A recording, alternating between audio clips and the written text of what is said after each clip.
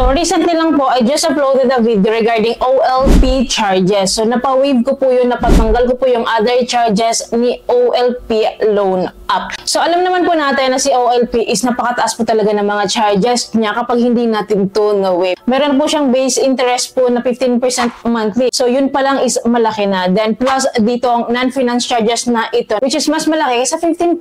As in talagang doble, triple, halos tumriple yung kanyang charges dito. So sa second loan ko nga po, na in-avail ko yon, meron akong niloan doon na 3,000 pesos. Then yung 3,000 pesos na yun po, 21 days to pay ko yon. So parang 3/4 a month yung duration niya. So ang babayaran ko nga po is 4,050 pesos. So imagine ha, from 3,000 pesos, ang babayaran ko is 4,050 pesos. So ang kanilang interest sa akin sa 21 days is 1,050 pesos. Ang laki po. Kasi meron po kasi silang ini-include doon additional charges bukod nga po sa interest. So sa video na yun, nakagather po ako ng mga comments. Paano nga po ba mag-email sa customer service ni OLP? Ano ba dapat yung format or ano ba dapat yung sasabihin para ma-waive natin itong non-finance charges na ito ni OLP? So sa video na ito, isa-share ko sa inyo ha kung paano ako nag-email sa kanila. So hanggang dulo ng aking email, hanggang naging successful tayo, is i-share ko po yan sa inyo. Para kahit paano po may idea kayo kung ano ba dapat sabihin, kung ano ba dapat yung term na sasabihin sa kanila to waive this non-finance charges or additional charges ni OLP. So i-share ko sa inyo paano ako nag-email sa kanila. So para makuha natin yung exact email address po ni OLP, pupuntahan lang po natin yung ating OLP app. Then sa button na yun sa baba, i-click po natin yan. Click po natin dito yung call us. And then, lalabas po yung kanilang website, details, saka yung email. So dito po sa nakalagay na email address nila, ito po yung i-click natin. Magda-direct po agad yan sa composition ng email. So ganun lang po kadali hanapin yung email address ni OLP. So una ko pong in-email sa kanila, ganito po yung sinabi ko. Good day, I just wanted to appeal the non-finance charges on my loan here at OLP. Can you please waive the, mali pa kayo magkasabi ko pala, can you please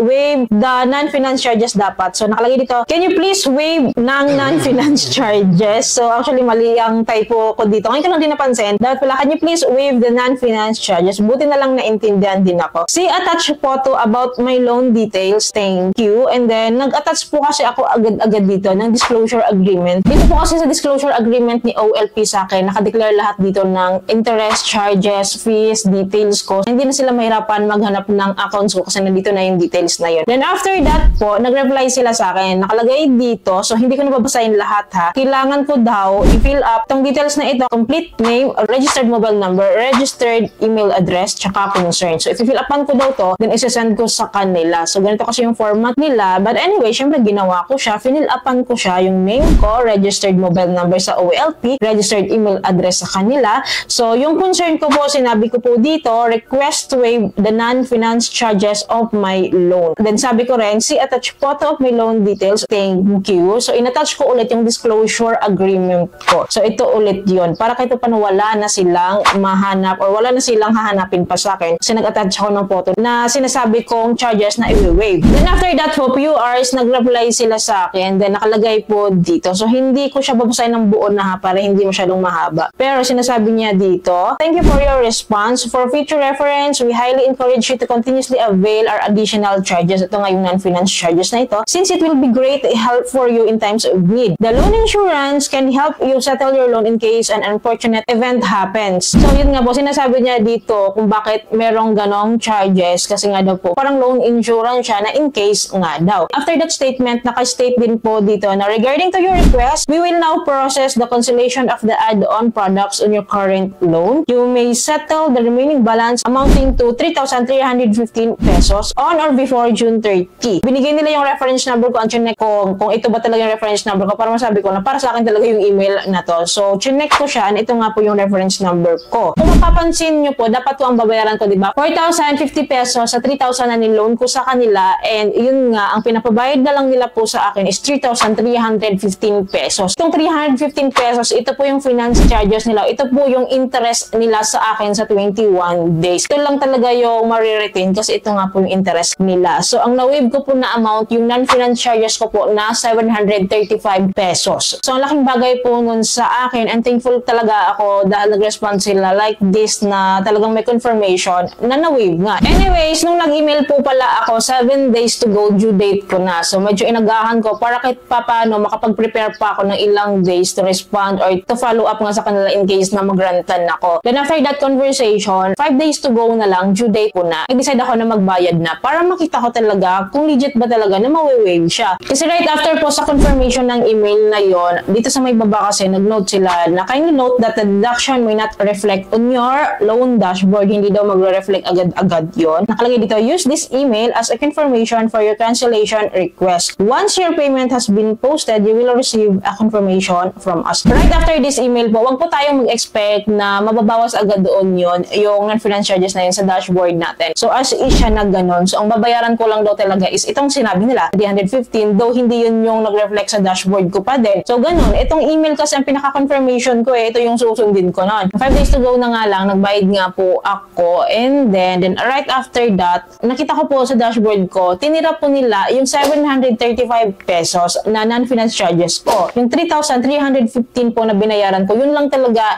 yung kineri nila, iniwan nila yung 735 pesos na nag-reflect nga po sa dashboard ko, naiiwan siya. So ibig sabihin, pinapabayad pa nila yun sa akin. And then a couple of text messages na nagpa-follow up nga, meron pa daw akong remaining balance, and then tumatawag po sila, as in talaga tumatawag sila, tawag po sila ng tawag, but hindi naman po sila nang haharass. Hindi naman po ako delay, nagpa-follow up lang talaga sila regarding nga daw po sa balance. So kasi may balance pa nga daw po ako. So ako naman ayoko talaga siyang bayaran, hindi pa ako natatakot na magka-juice dito kasi nga meron nga akong confirmation, meron akong pinahahawakan na email na sinabi nila yon. So ang ginawa ko po, dahil text na sila ng text, tawag sila ng tawag, nagpapa-remind sila. Actually nag-email pa nga talaga yung collection department na OLP sa akin. According to our records, your balance 735, please pay on or before your due date to avoid unwanted penalties and charges. So yun, nag-email pa talaga sila, mag-email sila, mag-text sila, tatawag pa sila. Pinapasettle talaga nila sa akin to. So ang ginawa ko po, nag-email na naman po ako sa customer service ni OLP. Kapag nag-email po kasi tayo doon, ito pa rin yung gagamitin nating format. I-fill up ulit natin yung complete name, registered mobile number, registered email address, saka concern natin. So ito po yung format na sinend ko sa kanila, no? Kinukulit na nga po ako ng collection department nila para isettle nga po yung remaining balance na tinira ko. Nakalagay dito nga yung name ko, registered mobile number po again, then registered email address, then yung concern ko. Ganito yung sinabi ko sa kanila na nag-follow up ako. Sabi ko, you already agreed to cancel the non-finance charges of my loan account worth 735 pesos. I already paid my loan here at OLP worth 3,315 as you said. You have already confirmed the cancellations of my non-finance charges as I have requested. Why is that? I still need to pay that. Sabi ko, see attached photo of my concern. Thank you. Nag-attach po ako dito ng photo. In-screenshot ko po yung amount na remaining nga po na nag-reflect doon sa dashboard ko, sa OLP dashboard ko, na meron akong balance sa 735 pesos na pina-waive ko. And then nag-reply po sila sa akin. So nakalagay po sa reply nila, good day, we understand and thank you for making your payment amounting to 3,315 pesos. Then we will forward your account to our collection department so that we can properly assist you. Please expect a call from them within 24 to 48 hours during business hours. So may tatawag na po sa akin na collection department to confirm my account. And then yun nga po, tinawagan po nila ako. In-explain ko nga po yung side ko and yung pag-uusap nga namin sa customer service na napawave ko na nga po yung non-finance charges. So nag-usap naman po kami ng kanila collection department officers o kung sino man yung mga staffs ba yun is in the nice way naman. Mabait naman po sila, hindi naman po sila nagagalit, hindi po sila nang-harass. And after that, pag-uusap kasi, in few hours po, naka-receive po ako ng email and text na nasettle ko na daw yung account ko and nakapagbayad na daw po ako sa kanila. Napaid ko na daw po ang aking loan sa kanila. And of course, nung tinignan ko yung aking dashboard, wala na nga po and nag-reflect na nga po doon yung bago nating offer sa kanila. So, ganun lang po yung ginawa ko. Ganun lang po yung ginawa kong conversation sa kanila. I hope po nakapagbigay ito ng idea sa inyo at nakatulong po talaga ito sa inyo para magkaroon kayo ng idea on how to compose an email at paano mag-email. So, yun lamang po. Ay po may natutunan kayo sa video ito. Ay po nakatulong tong video sa inyo. Kung nagustuhan niyo yung video, please don't forget to like, share, and subscribe and click yung bell button po para notified and updated po kayo sa mga bago ko pong mga videos like this. Thank you for watching this video. Bye!